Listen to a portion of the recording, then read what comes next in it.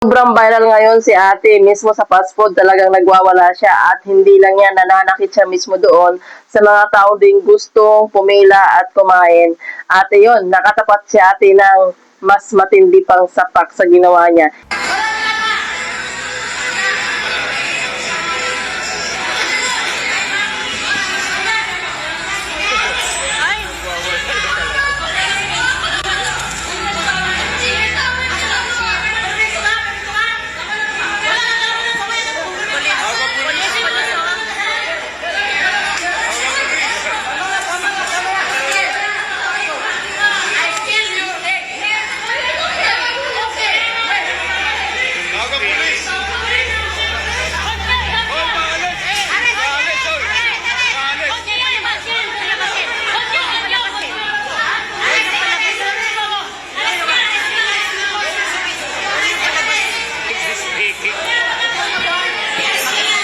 Galing ibang bansa yata.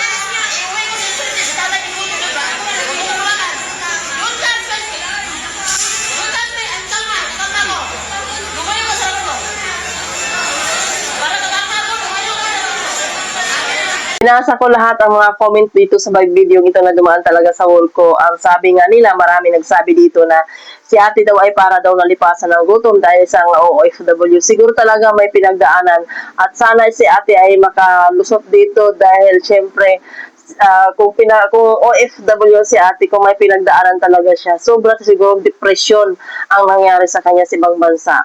At ito'y magiging aral din ito sa atin, no, na kung mayroon tayong depression o problema, at lumabas man lang tayo, wag natin daanan sa dahas o sa paninigaw kasi ang social media nito ay napakabilis. Mabilis mag-viral, mabilis kumalat, at ito marami nagsabi nga nito, si ate, ang lagapak ng isang sampal. Nako, ito ang dami nag-comment natin, hindi na natin mabasa isa-isa kasi siyempre sa dami ba na natag-viral talaga si ate. Ito talaga, ulitin ko, maging mahinahon lang tayo sa ating buhay. At kung mayroon tayong pinagdadaanan, dasalan lang natin sa Panginoon. Maraming salamat, paki-share, like, and comment ng aking video at maraming salamat. Ingat tayo!